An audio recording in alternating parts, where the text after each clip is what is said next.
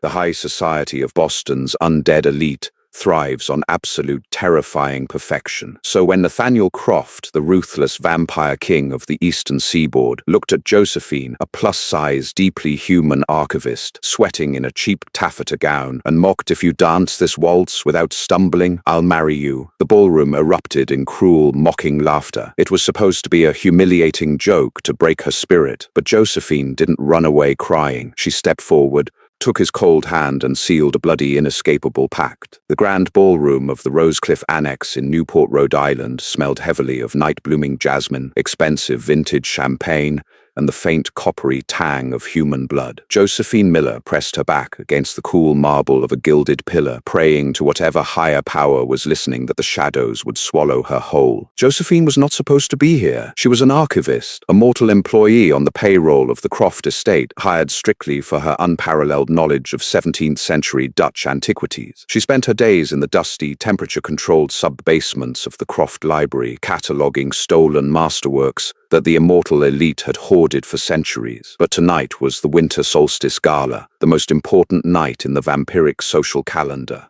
And the head curator had fallen mysteriously ill, forcing Josephine to deliver a set of provenance documents directly to the estate's master. She felt like a gargoyle hiding among marble angels. The vampires that glided across the parquet dance floor were paralyzingly beautiful. They possessed the kind of razor-sharp, hollow-cheeked, emaciated perfection that graced the covers of high-fashion magazines. And then there was Josephine. She was a mortal woman, soft and round, wearing a US size 18 body that took up space in a room where humans were expected to be invisible, decorative, or consumable. Her dress, a panicked last-minute purchase from a mid-tier department store in Providence, was made of a stifling navy taffeta that pinched her under the arms and dug mercilessly into her waist. She could feel the judging, predatory eyes of the immortals raking over her curves, their heightened senses practically smelling her insecurity. To them, flesh was only valuable if it was attached to a pulsing, delicate vein. A body like hers, plump, heavy,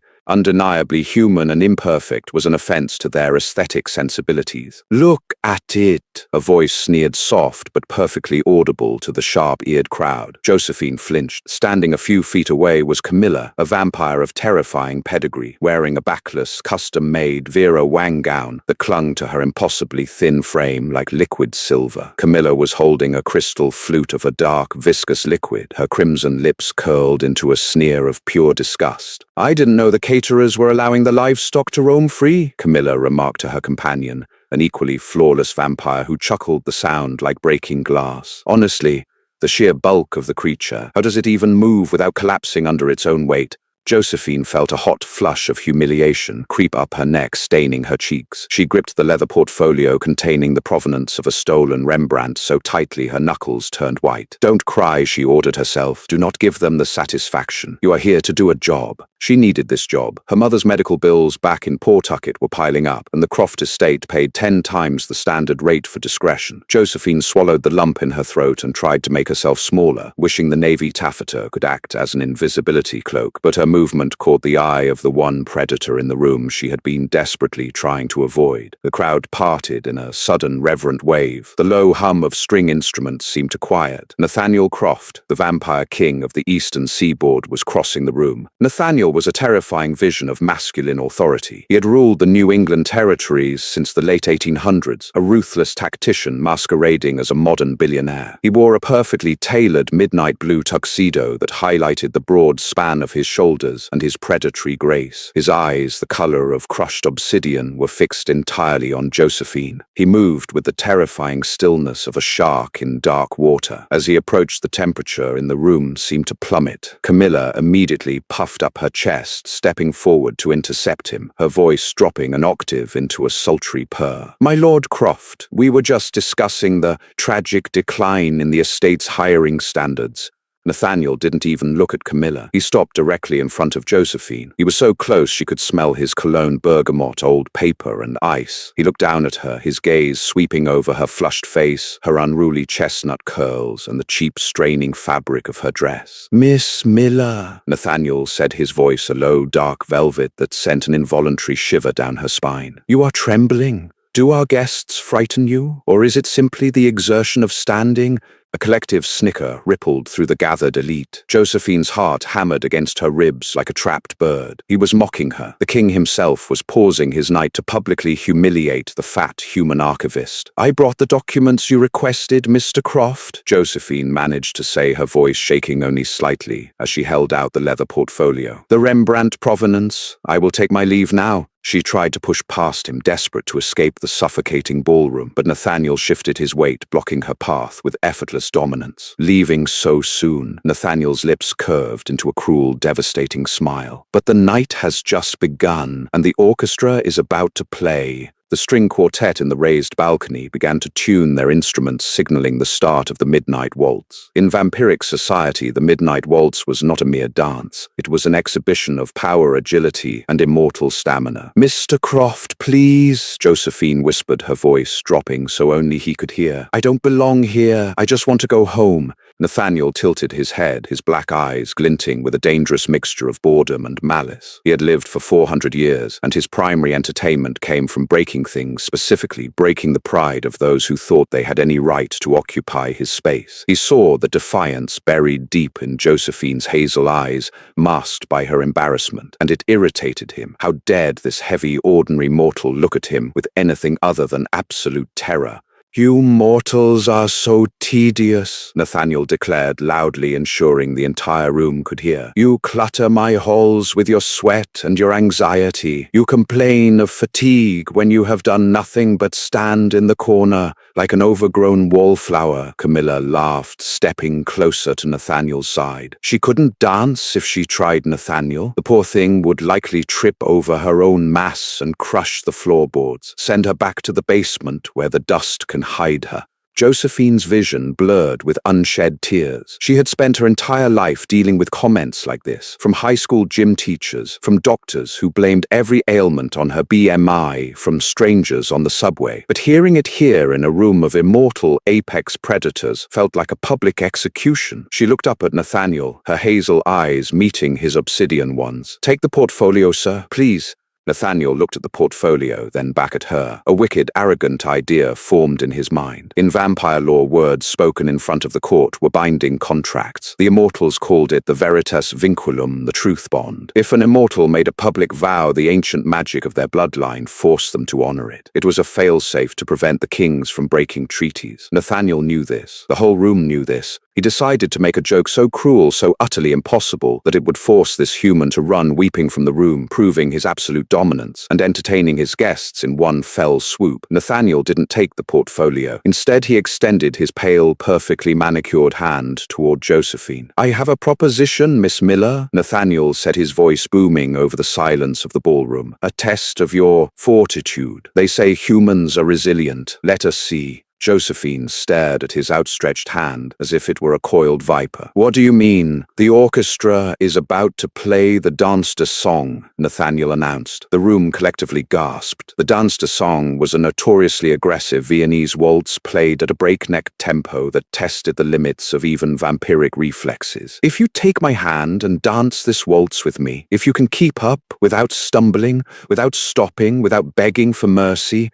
He paused, a dark, theatrical smirk playing on his lips. He looked at her soft, heavy body, completely convinced of her physical incompetence. "If you dance this waltz," Nathaniel laughed, a cold, ringing sound, "I'll marry you, here and now, under the laws of the night." The ballroom erupted. Vampires threw their heads back in raucous, mocking laughter. Camilla covered her mouth, her shoulders shaking with mirth. The idea was absurd. Marry a human, marry a fat, plain, sweating archivist. It was the ultimate insult. Nathaniel was betting his crown, his eternal life, and his empire on the absolute certainty that Josephine Miller would fail. Josephine stood frozen. The laughter washed over her like battery acid. She looked at Nathaniel's arrogant, beautiful face. He was waiting for her to break. He was waiting for her to drop her headburst into tears and flee into the Rhode Island snow, a pathetic joke for them to talk about for the next century. A deep, dormant spark of pure, unadulterated rage ignited in Josephine's chest.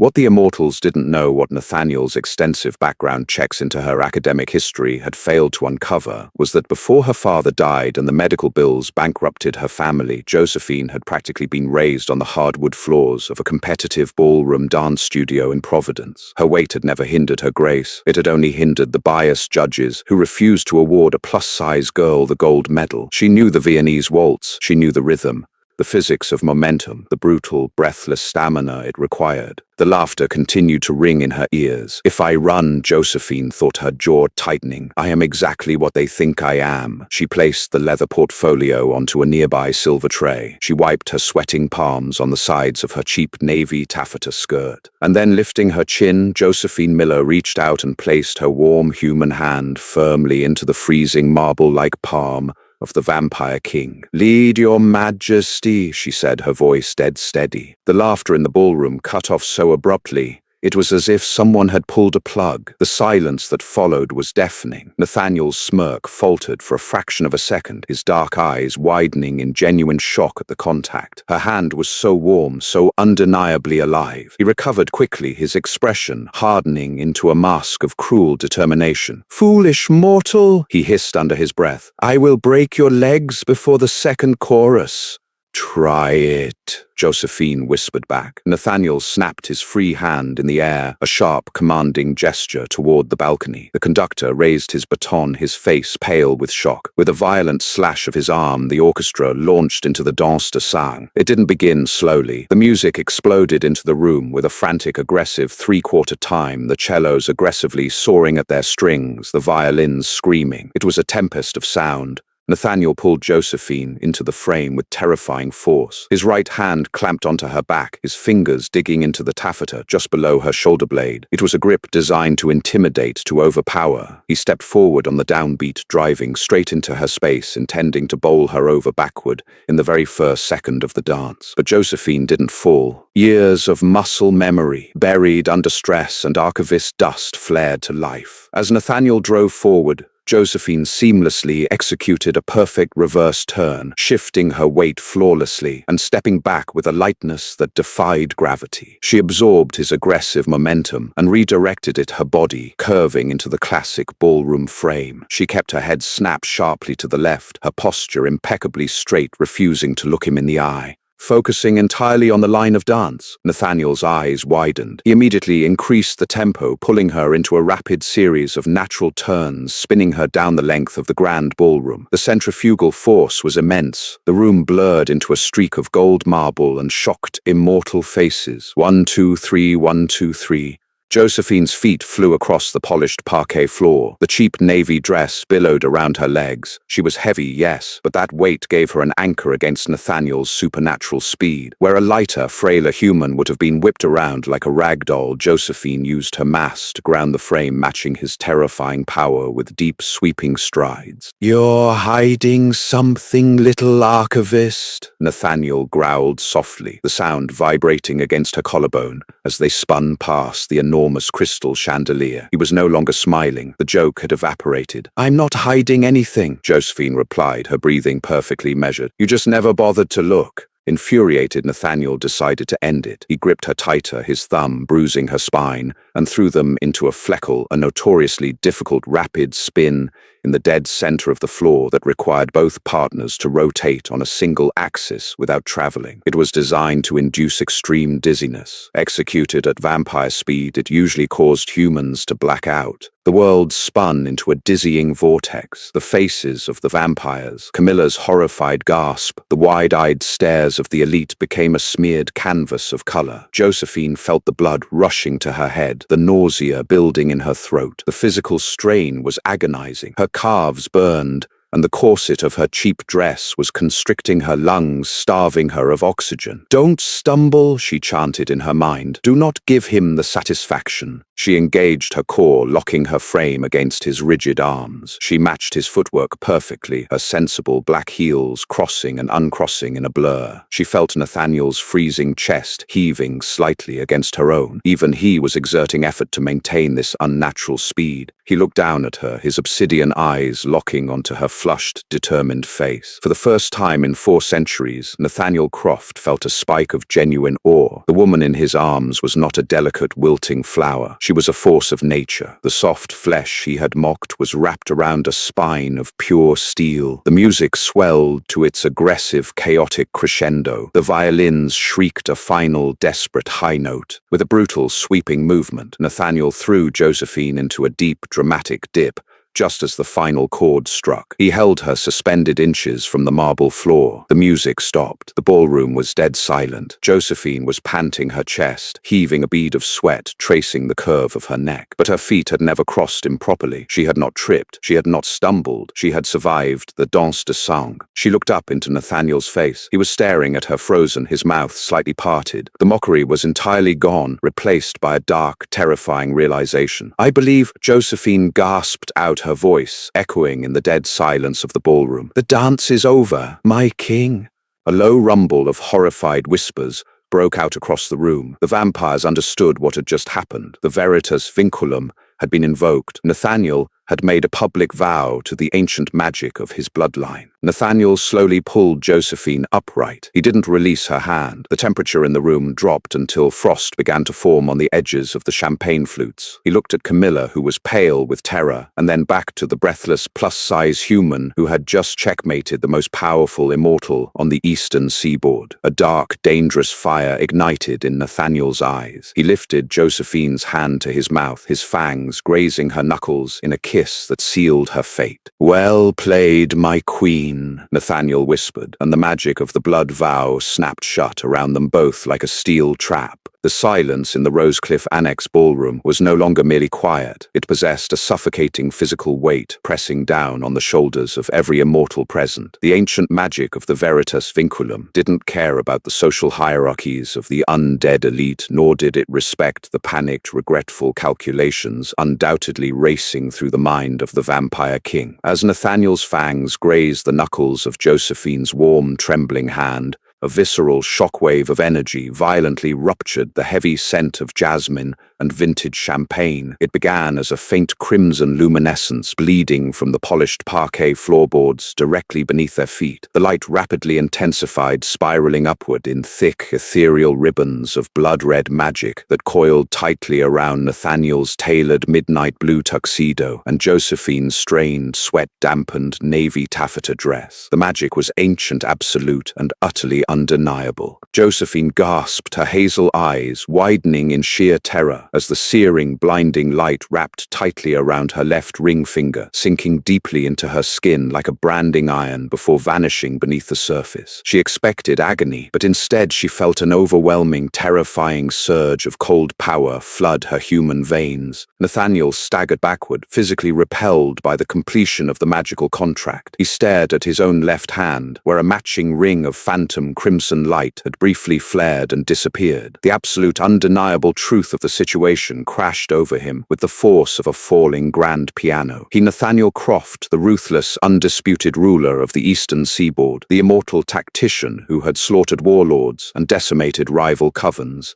was now irrevocably bound in holy matrimony to a mortal archivist from Pawtucket. And not just any mortal, a heavy-set, profoundly ordinary woman who had just publicly humiliated him by surviving the dangerous waltz. The arrogant smirk that had previously defined his handsome, aristocratic features was completely obliterated, replaced by a mask of pale, rigidly controlled horror. The hundreds of vampires surrounding them remained utterly paralyzed, their sharp, predatory faces completely drained of their usual haughty amusement. Nobody dared to breathe. Nobody dared to move. To break the silence was to invite the wrath of a king who had just accidentally trapped himself in an eternal cage of his own careless design. "This is a trick!"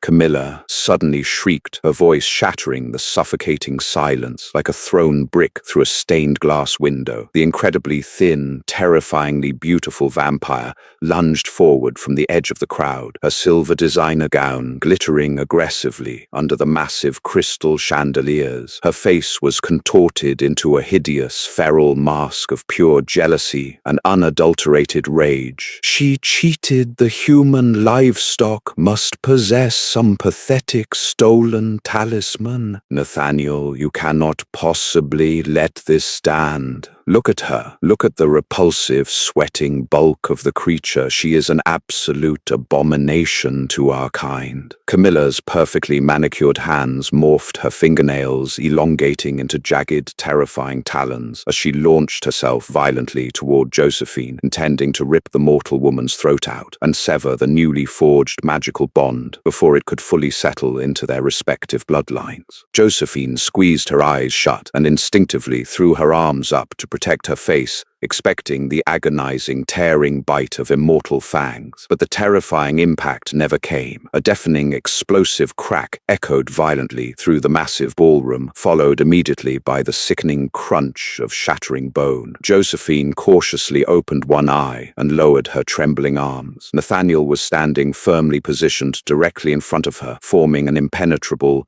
terrifying wall of midnight blue fabric and furious immortal muscle. He held Camilla suspended a full foot off the marble floor by her delicate, slender throat. Camilla was violently choking her legs, kicking frantically in the empty air, her silver dress thrashing wildly as she clawed desperately at Nathaniel's unyielding grip. The Vampire King's obsidian eyes were completely devoid of mercy, glowing with a demonic, terrifying intensity that made the surrounding crowd of elite predators shrink backward in absolute groveling fear. "You forget yourself, Camilla," Nathaniel hissed, his deep velvet voice resonating with an incredibly dark, lethal authority that rattled the champagne glasses on the nearby catering tables. "You dare to raise your hand against the newly crowned queen of the eastern seaboard. You dare to question the ancient sacred magic of the Veritas Vinculum. I made a vow in front of this entire court. The magic has accepted the outcome. She danced the waltz. She did not stumble. She did not break. And therefore the bond is absolute." He tightened his grip significantly, causing Camilla to emit a pathetic wheezing gasp. "If anyone in this room so much as looks at my wife with anything less than absolute groveling reverence,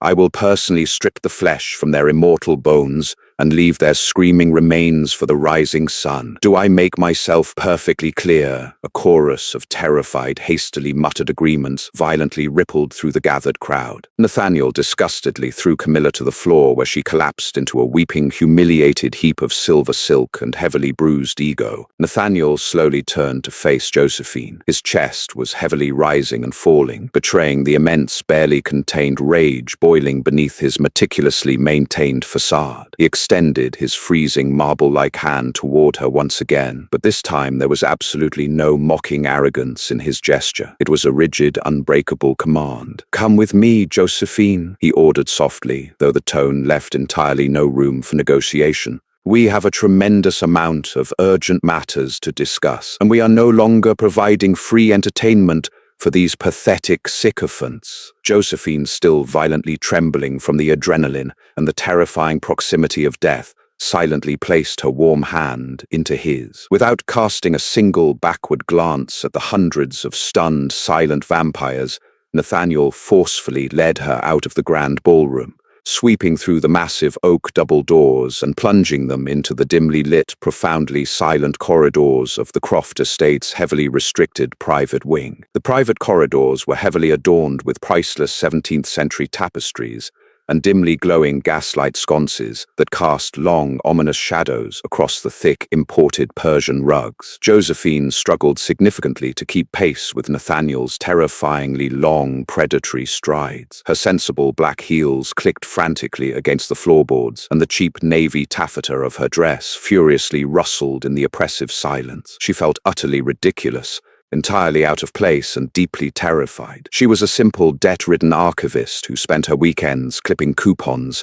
and calling her sick mother in Rhode Island. And now she was magically bound to a centuries-old apex predator who casually choked his peers for mere insults. When they finally reached a pair of towering, intricately carved mahogany doors, Nathaniel shoved them violently open and dragged her into his private study. The room was an incredibly overwhelming testament to centuries of accumulated wealth and ruthless dominance. Massive floor-to-ceiling bookshelves lined every wall, groaning under the immense weight of leather-bound grimoires, ancient historical texts, and stolen royal decrees. A massive roaring fire violently crackled in a huge black marble fireplace, casting dancing orange light across a sprawling antique mahogany desk covered in meticulously organized financial ledgers and modern laptops. Nathaniel immediately released her hand, pacing aggressively like a trapped furious panther across the priceless antique rug. He violently raked his pale hands through his impeccably styled dark hair, destroying the perfect coiffure. "Do you have any idea?" Nathaniel suddenly snarled, whirling around to glare violently at her. "What you have just done? Do you comprehend the sheer unadulterated catastrophe you have just unleashed upon my entire existence?" Josephine's dormant, long-suppressed anger, fueled by years of fat phobia and constant grinding humiliation, suddenly flared back to brilliant life. She squarely planted her feet, refusing to shrink away from his terrifying anger. "What I have done," she yelled back, her voice echoing loudly off the ancient bookshelves. "You were the one who made the ridiculous, arrogant wager. You were the one who thought publicly humiliating a fat human woman would be a hilarious, entertaining party trick. You invoked the binding magic because you were completely, utterly certain that my physical size made me an incompetent, pathetic klutz. This is entirely your fault, your majesty." She spat the royal title with profound, dripping sarcasm, crossing her arms defensively over her chest. The heavy taffeta dress violently crinkled, but she stood tall, radiating an undeniable, furious dignity that left the ancient vampire momentarily stunned. Nathaniel froze completely, his dark, dangerous eyes widening slightly at her unexpected, blatant insubordination. Nobody, immortal or human, had ever spoken to him with such tremendous suicidal disrespect in over 3 centuries. For a brief, terrifying fraction of a second, he looked as though he might cross the room and snap her fragile neck. Instead, a strange, incredibly dark amusement suddenly flashed through his obsidian eyes. He stopped pacing and leaned heavily against the edge of his massive mahogany desk, crossing his long legs at the ankles. "You have a shockingly sharp tongue for a mortal archivist," Nathaniel observed quietly, his deep velvet voice dropping to a dangerously intimate, mesmerizing timbre. "I assumed your entire existence consisted of quietly inhaling dust and obediently cataloging stolen Dutch paintings. It seems your personnel file was profoundly, entirely inadequate." "My personnel file only covers my academic credentials and my typing speed, Mr. Croft," Josephine replied coldly, aggressively attempting to smooth down the painfully tight bodice of her navy dress. "It deliberately omits my extensive background in competitive ballroom dancing, and it certainly does not detail my extreme, overwhelming intolerance for arrogant, condescending bullies. Now please tell me how we reverse this tremendous magical mistake so I can return to my basement. And you can return to your ridiculously beautiful, blood-sucking socialites." She gestured frustratedly toward the heavy mahogany doors, desperate to escape the suffocating intensity of his undivided attention. She needed to go back to Pawtucket, pay the overdue electric bill, and pretend this entire night was just a deeply traumatic, stress-induced hallucination. Nathaniel let out a short, harsh laugh, devoid of any genuine humor. "Reverse it? My dear, infuriatingly stubborn woman, you clearly do not comprehend the absolute, terrifying finality of the veritas vinculum. It is not a modern legal contract that can be annulled by expensive lawyers." He pushed off the heavy desk and slowly, deliberately closed the distance between them until he was towering directly over her. Josephine instinctively tilted her head back to maintain eye contact, refusing to back down under his intimidating proximity. The magic demands absolute, undeniable fulfillment. By successfully completing the dance, you triggered the marital clause. We are magically bound. If I attempt to publicly reject you, or if I deliberately banish you from my estate, the ancient magic will view it as a broken vow. Josephine frowned deeply, her heart hammering violently against her ribs. "And what exactly happens?" If the magic decides you broke the vow, do you lose your crown?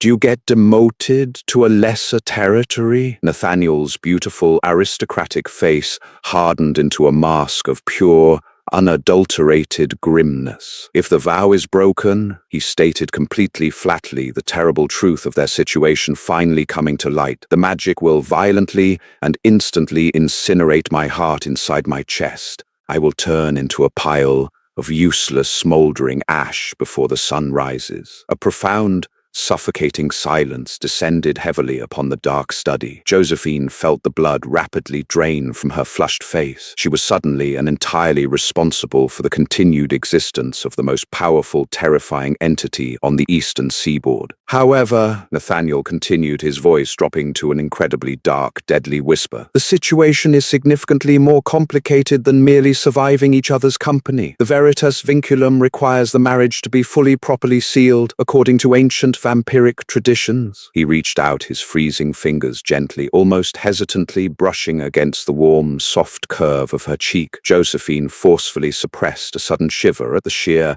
unnatural cold of his skin. Within exactly 3 nights before the stroke of midnight, on the 3rd day, we must perform the sacred blood exchange ceremony. If we fail to complete this final mandatory ritual, the magic will consider the union fraudulent. Josephine slapped his cold hand away aggressively, her eyes burning with tremendous, undeniable panic. A blood exchange? You mean I have to let you bite me? I have to drink your blood? Nathaniel nodded slowly, his expression entirely unreadable and deeply shadowed by the flickering orange firelight. Precisely. And if we do not complete this ceremony, it isn't just my life that the magic will violently claim as penalty. He leaned in closer, his dark eyes locking onto hers with a frightening intensity. If the bond fails, Josephine, the ancient magic will brutally incinerate us both. We are permanently trapped together.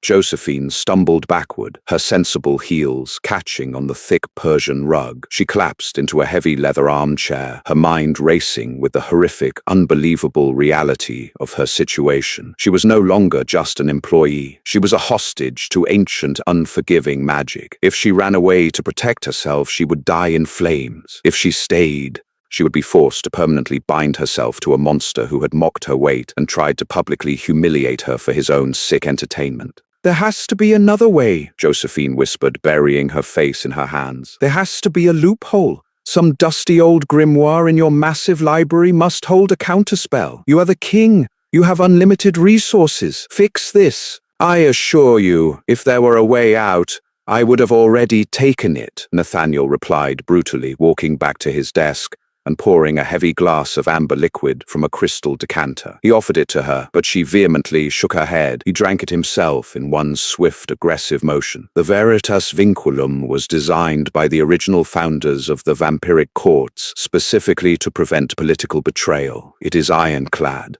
We have 72 hours to prepare for the blood exchange ceremony. During this time, you will remain here in the heavily guarded private wing. You will not contact the outside world. You will not attempt to flee. You are kidnapping me, Josephine stated flatly, lowering her hands to glare at him. This is a kidnapping, magically mandated or not. I am protecting you, Nathaniel corrected sharply, slamming the crystal glass down on the mahogany desk. Do you think Camilla is the only one who wants you dead? The moment word spreads that a human, a profoundly ordinary, soft-bodied mortal is set to become the queen of the eastern seaboard, every ambitious lord and lady in my court will attempt to assassinate you, to nullify the bond and claim my throne. Lord Harrington of the Manhattan Territory has been waiting for an excuse to stage a violent coup for a century. You are currently the biggest, most vulnerable target in the entire supernatural world.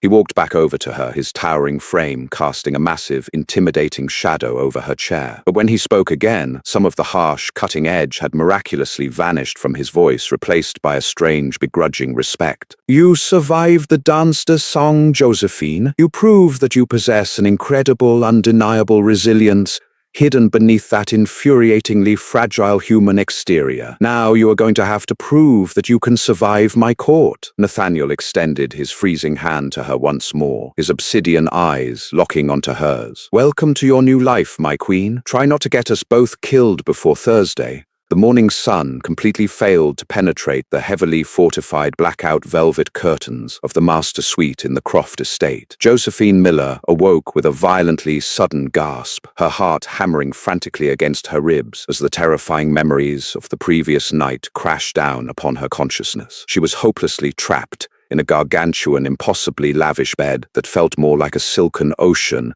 than a piece of furniture. The sheets were woven from Egyptian cotton, so fine it felt like spun water against her skin, a jarring contrast to the cheap, scratchy polyester blends she was accustomed to in her small Pawtucket apartment. The monumental reality of her situation settled over her with suffocating weight. She was magically, inescapably bound to Nathaniel Croft, the terrifying vampire king of the eastern seaboard. If she fled, she would magically incinerate. If she stayed, she was the prime target for an entire hidden society of bloodthirsty aristocrats desperate to usurp her newfound entirely unwanted throne. Pushing herself up against the massive, tufted headboard, Josephine nervously surveyed her temporary prison. The suite was an overwhelming display of ruthless, immortal wealth. Priceless Renaissance tapestries adorned the walls, depicting violent, bloody hunting scenes that did nothing to soothe her racing nerves. A massive, roaring fireplace, constructed entirely of imported Italian black marble, dominated the far wall, providing the only illumination in the dark, temperature-controlled room. Nathaniel was nowhere to be seen. Vampires, she remembered from her extensive archival studies, required deep, death-like rest during the daylight hours, retreating to heavily guarded subterranean chambers beneath the estate to protect themselves from the lethal effects of ultraviolet radiation. She was utterly alone, a fragile human temporarily abandoned in a terrifying fortress of predators. A sudden, sharp knock violently interrupted the oppressive silence, causing Josephine to instinctively flinch. Before she could cautiously respond, the heavy mahogany door smoothly opened. A woman stepped into the dimly lit suite, moving with the terrifying predatory grace that Josephine was quickly learning to associate with the immortal elite. She was tall, with sharply angled features, striking silver blonde hair, pulled back into a severe practical knot,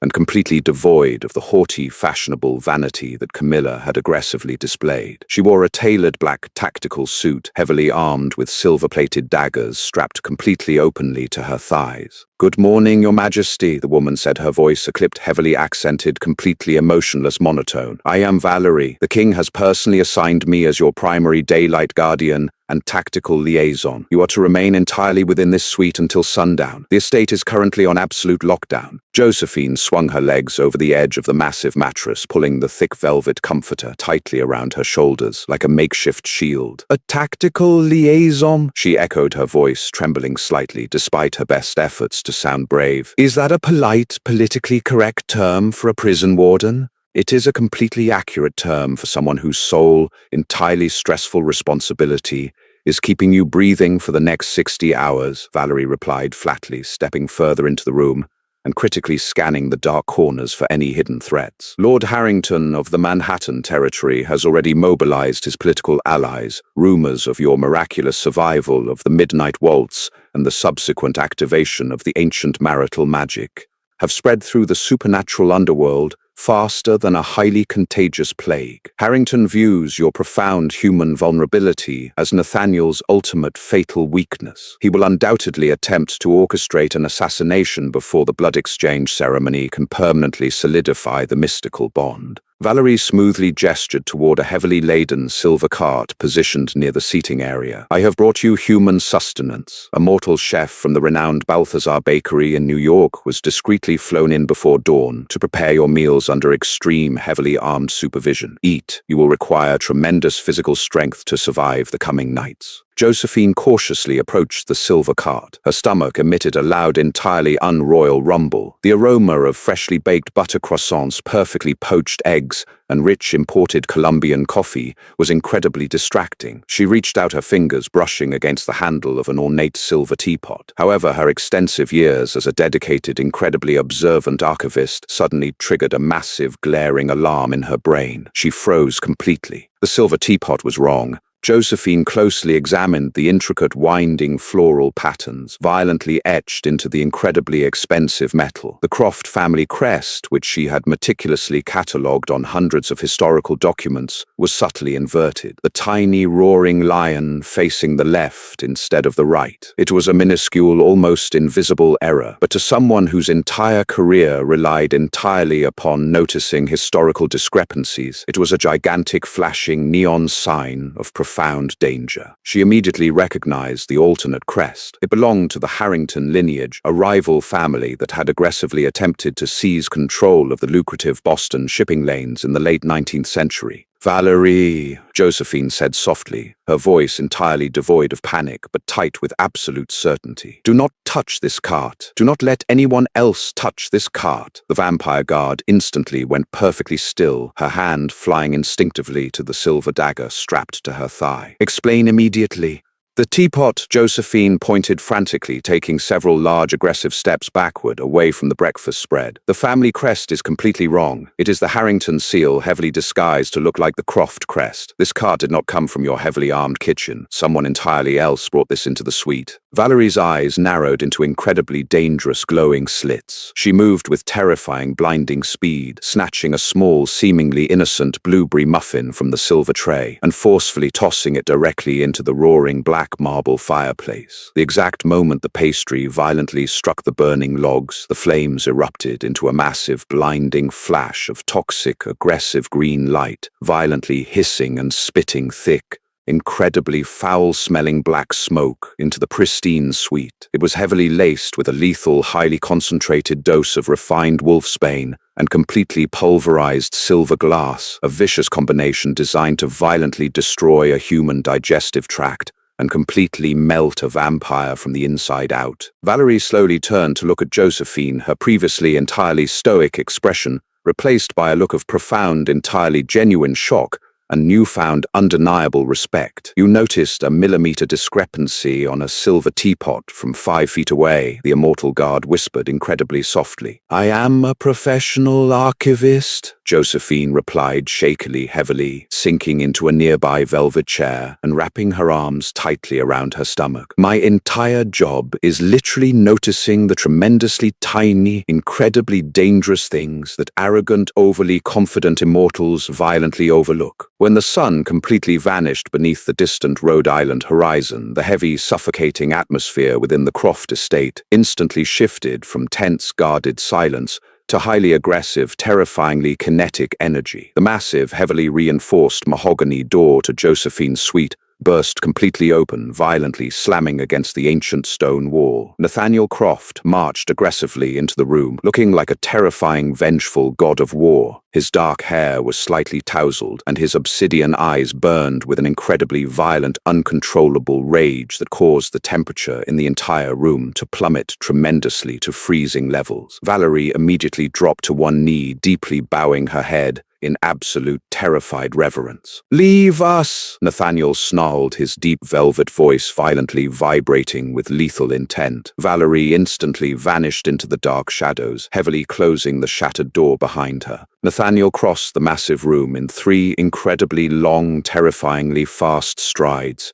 entirely eliminating the physical distance between himself and Josephine. He stopped mere inches away from her, his chest heavily heaving as he stared down at the soft, completely uninjured mortal woman standing defiantly in front of him. He violently reached out, completely ignoring her instinctive flinch, and tightly gripped her shoulders, his freezing fingers frantically scanning her skin to ensure she was entirely unharmed by the morning's incredibly violent assassination attempt. "I completely underestimated Harrington's utter desperation." Nathaniel breathed heavily, his voice surprisingly ragged, violently betraying a level of immense, terrifying panic that he absolutely never displayed to his ruthless court. "He bribed a daytime servant to switch the cards. The traitor has already been completely, entirely dealt with, but it absolutely should never have happened. If you had ingested even a tremendous fraction of that poisoned food, your completely fragile human heart would have violently exploded instantly, taking me straight to hell alongside you."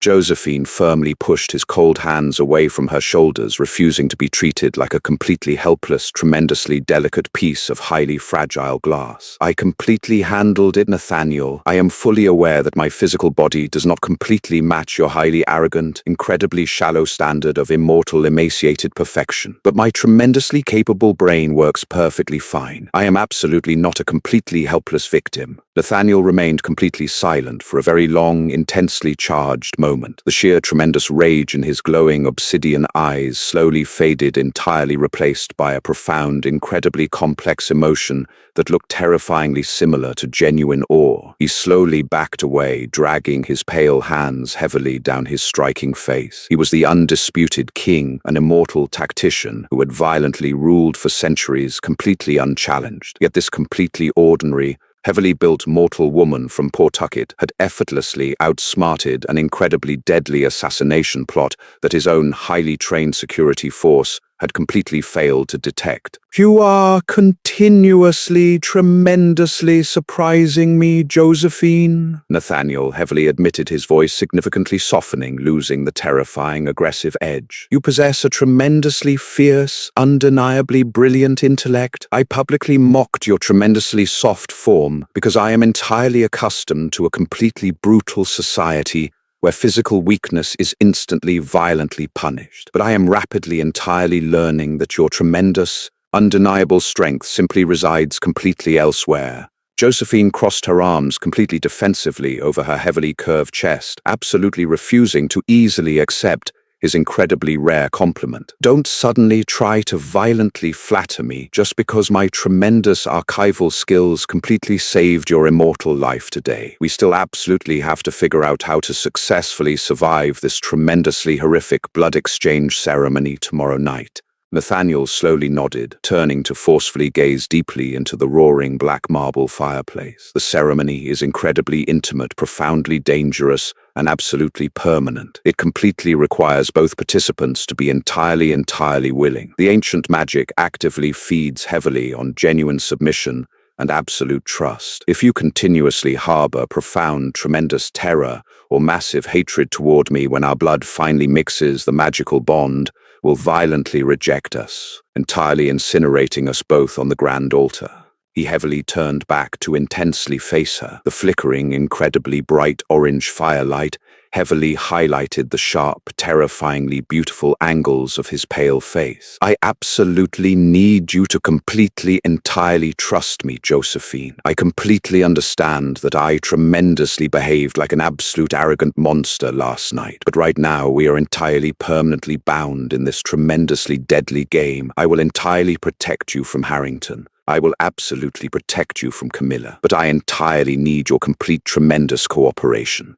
Before Josephine could completely formulate a tremendously sharp, heavily defensive response, a soft, incredibly polite knock politely interrupted the intense, suffocating tension. A tremendously famous, highly exclusive mortal designer named Dominique quietly entered the room, heavily accompanied by 3 highly terrified, heavily laden assistants, furiously carrying massive, incredibly bulky garment bags. Dominique was entirely aware of the supernatural underworld, having heavily catered to the incredibly demanding, tremendously terrifying immortal elite for completely over 3 decades. "Your Majesty," Dominique deeply bowed heavily, avoiding making any direct eye contact with the terrifying king. "I have completely brought the tremendously urgent garments for the profoundly critical ceremony tomorrow evening, exactly as you heavily requested."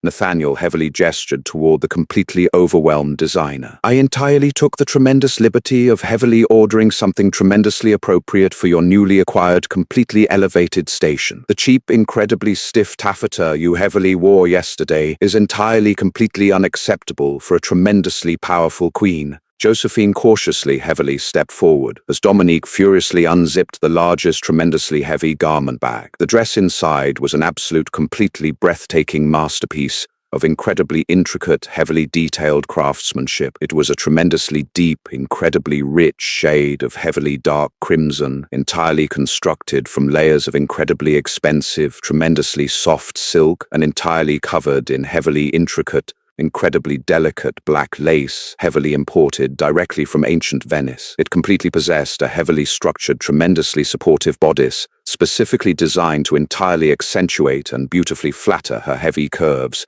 entirely paired with a massive, incredibly sweeping skirt, heavily designed to completely command immense, terrifying authority. "It is entirely, completely beautiful," Josephine heavily whispered, gently touching the tremendously soft, incredibly luxurious fabric. For the very first time in her incredibly difficult, heavily stressful life, she wasn't entirely being aggressively shoved into a tremendously shapeless, highly unflattering dark tent designed to entirely hide her massive body. This completely incredible dress was heavily designed to tremendously celebrate her entirely, absolutely as she was. She slowly turned to look at Nathaniel, her tremendous, highly defensive walls completely lowering just a fraction of an inch. He was completely intensely staring at her, entirely ignoring the incredibly beautiful dress. His highly terrifying, tremendously dark eyes were completely entirely focused heavily on her completely flushed, undeniably alive human face. "You will absolutely look entirely terrifying, completely magnificent," Nathaniel softly promised, his deep, heavily velvet voice completely wrapping around her like a tremendously warm, incredibly heavy blanket. "Tomorrow night, when you entirely stand before my highly treacherous, heavily judgmental court,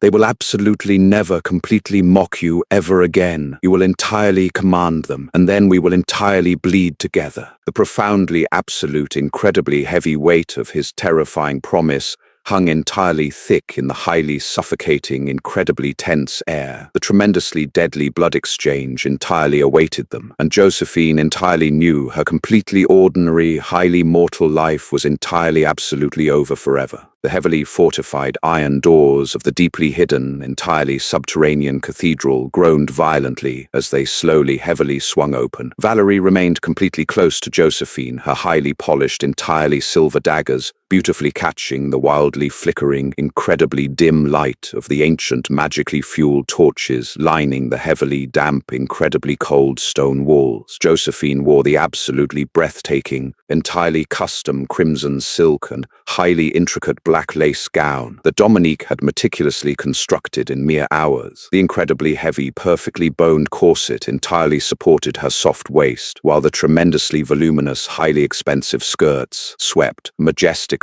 over the entirely freezing, incredibly ancient stone floor. She entirely looked like a tremendously terrifying, absolutely magnificent goddess of dark blood and heavy shadow, completely transforming from a deeply frightened, highly marginalized historical archivist into a tremendously commanding, undeniably powerful and absolute queen. The massive, heavy oak doors at the completely far end of the incredibly long, highly decorated corridor violently swung completely open, entirely revealing a tremendously massive, incredibly cavernous underground cathedral completely filled with many hundreds of ancient, highly terrifying, immortal aristocrats. The tremendously suffocating, incredibly heavy silence instantly fell completely over the heavily gathered, highly elite crowd as Josephine boldly, bravely stepped completely over the ancient stone threshold. Nathaniel entirely stood completely still at the tremendously far end of the incredibly vast, entirely dark room, heavily waiting quietly beside a tremendously massive, violently carved, dark obsidian sacrificial altar. He entirely wore a completely tailored, absolutely perfect black velvet formal suit, his incredibly dark, highly terrifying eyes instantly locking completely onto her soft face with a tremendously terrifying, entirely consuming, highly passionate intensity. Josephine completely felt a tremendously profound, incredibly heavy weight suddenly settle deeply within her actively beating human chest. This entirely was the absolute, completely undeniable final point of no completely possible return, as she slowly, purposefully walked entirely down the incredibly long, beautifully carpeted center aisle. The highly terrified, completely shocked, surrounding ancient vampires practically violently pressed their cold bodies entirely against the heavily damp ancient stone cathedral walls. Their tremendously sharp, highly predatory pale faces were completely entirely drained of the highly arrogant, deeply cruel mockery they had so aggressively, terribly displayed only 2 short, highly stressful nights prior. They entirely stared directly at her completely transformed, tremendously majestic, highly commanding appearance with absolute, completely undeniable, entirely silent shock. Josephine heavily kept her soft chin entirely held completely high, absolutely refusing to entirely break her direct eye contact with the highly terrifying, incredibly powerful immortal king, deeply waiting for her completely at the dark obsidian altar. However, precisely just as she entirely reached the absolute halfway point of the tremendously massive, incredibly ancient underground cathedral, a completely sudden, violently aggressive, highly terrifying commotion entirely erupted completely near the heavy, ancient wooden entrance doors. Lord Harrington, a tremendously, terrifyingly tall, incredibly gaunt, ancient vampire, with completely stark white hair and heavily, terribly scarred, pale cheeks, violently, aggressively pushed his entire body completely through the tightly, heavily packed, immortal crowd. He was entirely furiously flanked by exactly 6 heavily armed, incredibly massive, entirely terrifying mercenary vampire guards. Halt this entirely fraudulent, completely illegal ceremony instantly. Harrington violently aggressively roared, his deeply echoing, highly terrifying voice completely violently shattering the heavily tense, incredibly profound silence. Nathaniel entirely instantly bared his tremendously, terrifyingly sharp, highly dangerous white fangs, his entire immortal body violently, completely tensing with absolute, entirely uncontrollable, deeply murderous rage as he stepped completely aggressively directly in front of the highly carved dark obsidian altar. You tremendously, absolutely overstep your established territorial boundaries, Lord Harrington. This highly sacred, incredibly ancient ceremony is entirely, absolutely protected by the tremendously powerful, deeply ancient blood magic. Harrington entirely let out a completely dark, heavily mocking, tremendously cruel laugh, stepping completely aggressively entirely toward the heavily breathing, completely stationary Josephine. The deeply ancient, highly powerful magic entirely requires both participating individuals to be completely, entirely, absolutely willing. Lord Croft, this highly pathetic, completely terrified, incredibly soft human woman, is entirely, completely a highly valuable political hostage. She absolutely does not completely, entirely understand the tremendously terrifying, deeply immortal, highly permanent reality of the highly sacred blood exchange. If she entirely takes the incredibly dark bite entirely out of absolute complete terror, the tremendously ancient magic will violently, instantly incinerate you entirely. Both I am simply entirely saving the highly valuable eastern seaboard from completely losing its ruling king to a terribly, incredibly misguided, entirely pathetic, completely fatal mistake. Harrington violently aggressively lunged completely toward the heavily standing Josephine, deeply intending to entirely violently drag her completely away from the highly sacred altar and permanently entirely disrupt the deeply necessary, highly magical, complete submission clause. Valerie entirely instantly drew her heavily polished silver daggers, violently heavily intercepting 2 of the incredibly massive, entirely terrifying mercenaries, but Harrington entirely bypassed her highly defensive block. His razor-sharp, incredibly long, dark talons extending rapidly, violently, as he entirely aggressively reached completely for Josephine's incredibly fragile, highly soft human throat. Nathaniel completely moved with entirely blinding, absolutely impossible, highly supernatural speed, entirely crossing the tremendously massive physical distance in a completely microscopic fraction of a highly brief second, but Harrington had tremendously, entirely anticipated the deeply violent, highly aggressive, immortal counterattack. He violently, entirely threw a tremendously massive, heavily cursed, highly enchanted, bright silver tactical net entirely directly at the charging, deeply furious king. The incredibly heavy, violently burning, cursed metal entirely wrapped completely around Nathaniel, completely entirely pinning his massive body directly to the absolutely freezing, heavily damp, ancient stone floor. The deeply furious king violently, aggressively roared in absolute, entirely complete agony as the deeply, heavily cursed, bright silver instantly, violently began aggressively burning completely through his highly expensive black velvet suit and heavily, violently scorching his pale, deeply immortal flesh. Josephine was completely, entirely, absolutely unprotected. Harrington violently, aggressively grabbed her tremendously heavy, highly delicate black lace sleeve, his tremendously, terrifyingly cold, violently sharp, dark claws digging entirely deeply into her completely warm, entirely soft human arm. "You are entirely, completely coming directly with me, you absolutely pathetic, tremendously heavy, incredibly fragile mortal," Harrington violently, entirely sneered violently, heavily,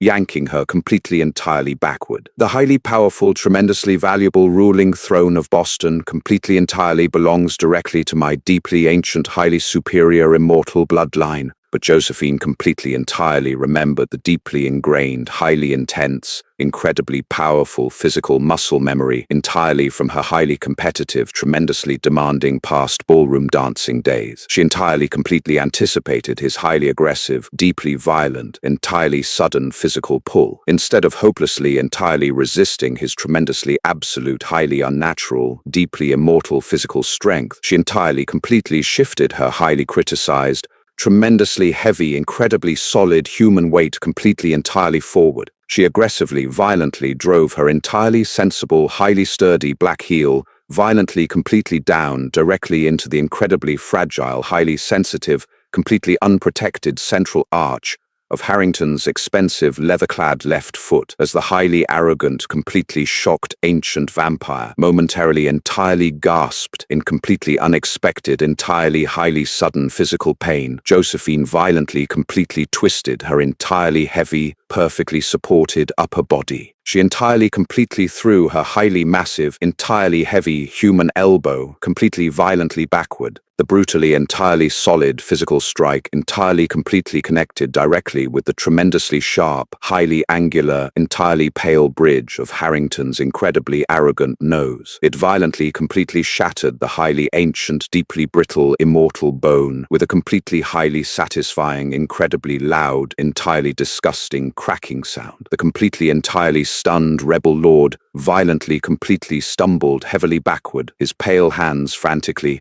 entirely flying directly to his heavily, violently bleeding, entirely ruined face. Josephine aggressively, completely ripped her entirely, violently torn black lace sleeve completely, entirely out of his highly terrifying, deeply cold, immortal grasp. She violently, quickly scrambled entirely, completely forward, aggressively, entirely diving completely directly toward the desperately, highly struggling, deeply burning, immortal king. She violently, entirely grabbed the heavily cursed, completely burning, highly enchanted, bright silver net entirely with her completely bare, incredibly soft human hands. The incredibly powerful, completely dark, highly destructive magic instantly, violently seared her soft, highly vulnerable human palms, but she completely, entirely ignored the tremendous, highly blinding, entirely absolute physical agony. She violently, completely ripped the tremendously heavy, entirely burning, incredibly dangerous magical mesh entirely, completely off Nathaniel's heavily scorched, entirely ruined broad shoulders. The deeply furious king was entirely, completely freed. Nathaniel instantly, violently surged entirely upward with highly terrifying, absolutely complete, entirely lethal, supernatural violence. He brutally, entirely seized the highly treacherous, completely bleeding Harrington directly by his heavily ruined, completely shattered throat. He violently, entirely lifted the deeply treacherous, entirely shocked rebel lord completely, entirely off the freezing, incredibly damp, ancient stone floor.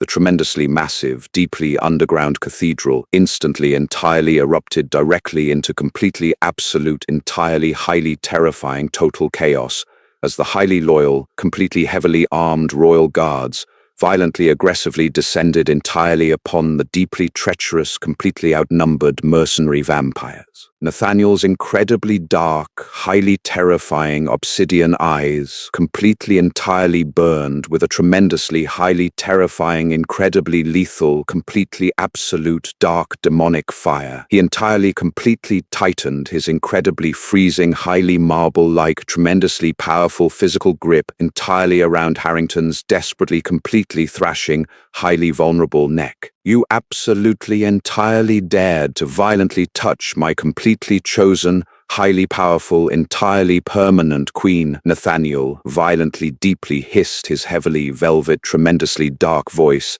entirely echoing completely through the incredibly massive, deeply chaotic, ancient stone room. With one completely single, highly brutal, entirely effortless, incredibly violent physical twist, Nathaniel completely entirely snapped the deeply ancient, highly arrogant rebel lord's completely fragile, immortal neck. Harrington's entirely lifeless, completely ruined, pale body violently, heavily dropped completely onto the incredibly freezing, highly ancient, damp stone floor. The entirely chaotic, highly violent fighting completely entirely ceased exactly in that tremendously specific, highly terrifying, exact moment. The remaining completely terrified mercenary vampires instantly entirely dropped their highly heavy, entirely silver-plated tactical weapons, violently, completely falling entirely to their highly trembling, completely defeated knees, in absolutely total, entirely, highly complete, unconditional surrender. Nathaniel slowly, entirely turned directly back to entirely, completely face the deeply, heavily breathing, entirely, completely exhausted Josephine. Her deeply warm, incredibly soft human hands were completely, entirely blistered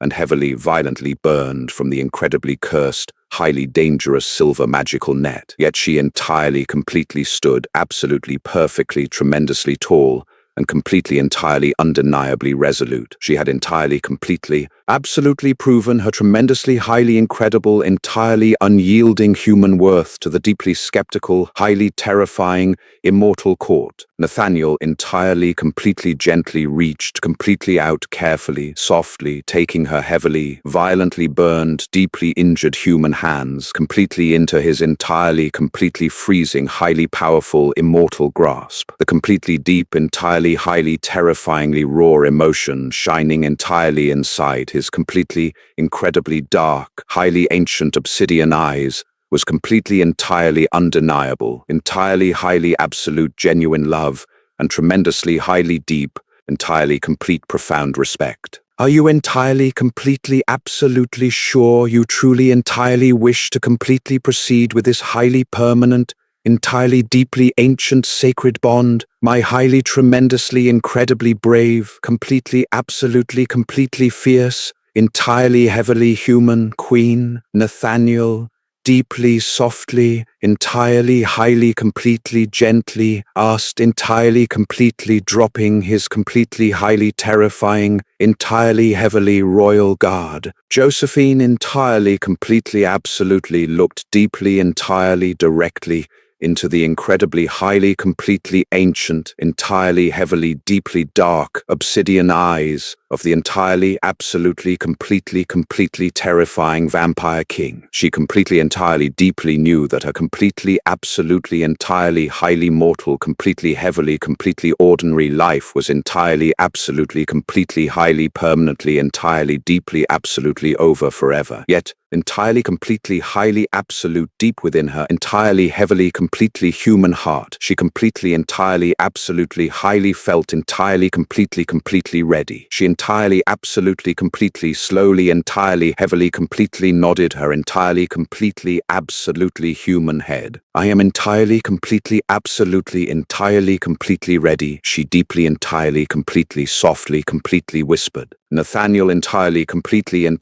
absolutely, completely, deeply leaned entirely, entirely forward, and entirely, completely, absolutely, carefully, entirely, completely, highly, gently sank his completely, entirely, highly sharp, entirely, absolutely, completely, entirely immortal white fangs deeply, entirely, absolutely, completely, entirely into the entirely, absolutely, completely, highly, entirely warm, completely, absolutely, entirely soft, entirely highly human flesh of her entirely, completely, absolutely, highly, entirely delicate human neck, the entirely, completely, absolutely, highly ancient, entirely, completely, absolutely, deeply powerful, entirely, completely, absolutely, highly blood magic, entirely, completely, absolutely, violently, entirely, completely flared, entirely, completely, absolutely, brightly, entirely, completely, throughout the entirely, completely, absolutely, deeply massive, entirely, completely, absolutely ancient, entirely,